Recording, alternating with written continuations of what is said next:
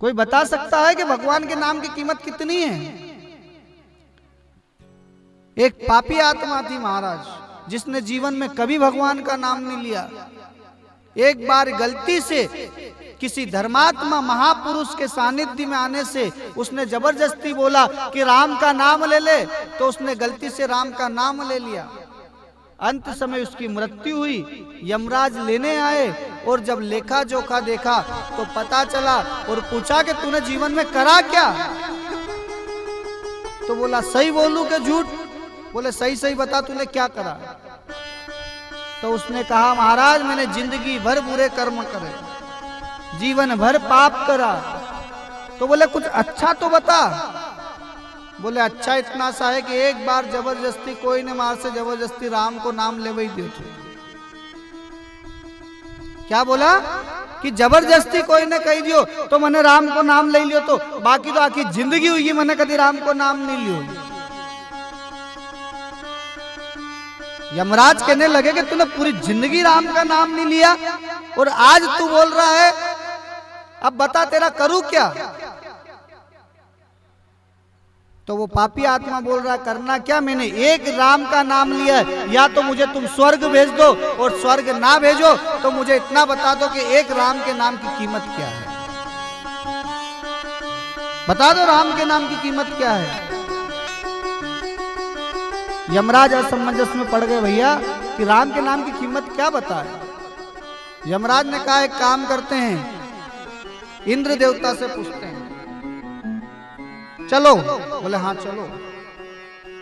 तो जैसे ही जाने लगे उस पापी आत्मा ने कहा मैं पैदल नहीं चलूंगा, मेरे को कंधे पे बिठा के ले चलो, क्योंकि यमराज है, अब कुछ तो गति देना है। और आखिरी इच्छा पूछ ली। अब आखिरी इच्छा पूछी तो उसने पूछ लिया कि नाम की कीमत बता दो, तुम जहां भेजोगे वहां चले जाऊंगा। अब नाम की कीमत यमराज को नहीं मालूम। महाराज इंद्र के पास गए, बोले ठीक है, कंधे पे बिठा के ले गए। इंद्र से पूछा कि भगवान के नाम की कीमत क्या है? तो इंद्र ने कहा भगवान के नाम की महिमा तो मैंने पढ़ी है, लेकिन भगवान के नाम की कीमत मुझे भी नहीं पता है। बोले क्या करें? ब्रह्मा जी के पास चलो। तो फिर उस पापी आत्मा ने कहा मैं ऐसे नहीं जाऊंगा, अब दो जने हो, पालकी में ले जाओ मेरे को। तो आगे इंद्र देवता, पाछे यमराज, दोनों ने पालकी में बिठाया और कहा चल। ब्रह्मा जी के पास ले गए। ब्रह्मा जी से पूछा तो ब्रह्मा जी ने कहा कि मुझे भी महिमा पता है लेकिन कीमत नहीं पता। बोले कहां? बोले शिवलोक चलो। तो अब कितने हो गए? ये 3 हो गए। अब ये तीनों पालकी लेकर के जा रहे हो, और वो पापी आत्मा कहां बैठा है? ऊपर बैठा है। शिव जी के पास गए, शिव जी से पूछा कि राम के नाम की महिमा क्या है? आप तो दिन रात जपते हो राम का नाम।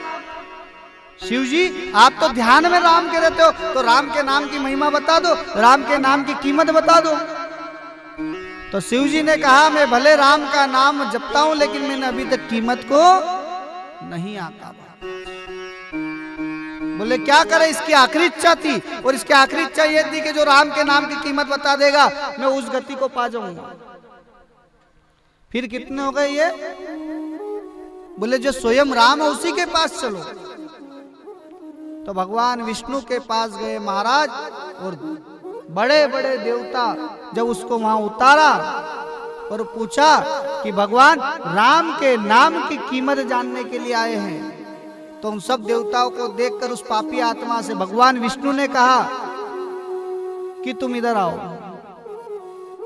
उसको बुलाया, अपनी गोद में बैठाया और कहा कि एक नाम की कीमत वो है कि 3 लोक 14 भवन को चलाने वाले देवता जिस पापी आत्मा को पुण्य वैकुंठ तक लेके आ गए, वो नाम की महिमा है। जो पापी से पापी अधम पापी था, उसको भी वैकुंठ तक लाने का जो काम करता है वो एक है, वो है राम का नाम। महाराज इसलिए राम के नाम की महिमा बहुत बताई गई है। जैसे ही समय मिले सारे काम छोड़कर राम का नाम ले लेना। हरि